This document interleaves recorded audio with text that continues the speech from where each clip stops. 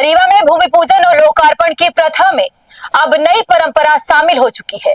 13 वर्ष पूर्व जिस काम का भूमि पूजन और लोकार्पण हो चुका है, जनता के 11 करोड़ रुपए की लागत लग चुकी है।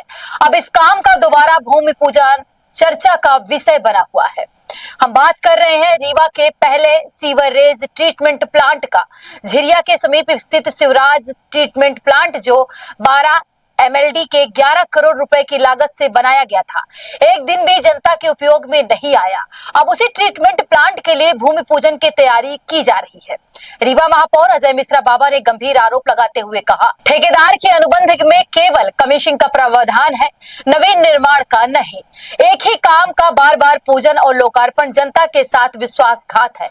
महापौर ने कहा कि नगर निगम रीवा वर्तमान में आर्थिक संकट से गुजर रहा है।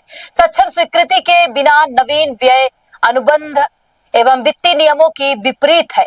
आइए जानते हैं इस पूरे मामले को लेकर महापौर अजय मिश्रा बाबा का क्या कहना है। देखिए, आज हमको जानकारी मिली कि जो हमारा 12 MLD का झिरिया में सीवेज ट्रीटमेंट प्लांट बना हुआ है, उसका लोकार्पण शाम को 4 बजे होना है। हमने एक आयुक्त को पत्र लिखा इस संदर्भ में और उनसे मैंने पूछा कि आप ये बताइए कि जिस चीज का 2013 में भूमि पूजन हुआ, उस समय माननीय जो उप मुख्यमंत्री हैं, विधायक थे श्री राजेंद्र शुक्ला जी रीवा के और मंत्री भी थे। फिर इसके बाद 2016 में उसका लोकार्पण किया गया। जिस चीज का 2 बार भूमि पूजन पूर्व में हो चुका, लोकार्पण हो चुका और 11 करोड़ की लागत से लोक स्वास्थ्य यांत्रिकी विभाग यानी PHED ने जिसका निर्माण कराया, वो आज फिर भूमि पूजन करने की स्थिति में क्यों आ गया? इसका जवाब उनसे मैंने 7 दिन में मांगा है।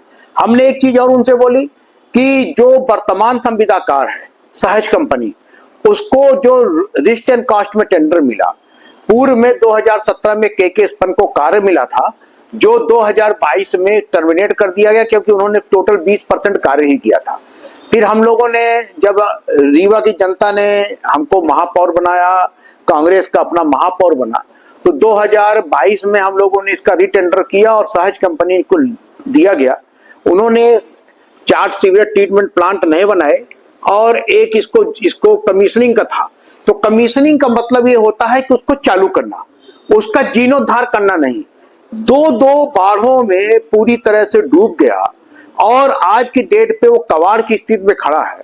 उसको जीर्णोद्धार करना एक ये भ्रष्टाचार का नया इतिहास लिखा जा रहा था, जिसको रोकने के लिए हमने पत्र लिखा और हमने ऊपर भी इसकी सूचना दे दी अपने ACS को, नगरीय प्रशासन के आयुक्त को, कि अगर इस तरह का भ्रष्टाचार होगा तो हमको अगर लोकायुक्त जाना पड़ेगा लोकायुक्त जाएंगे, कोर्ट जाना होगा कोर्ट जाएंगे, पर इस तरह का भ्रष्टाचार नहीं करने देंगे।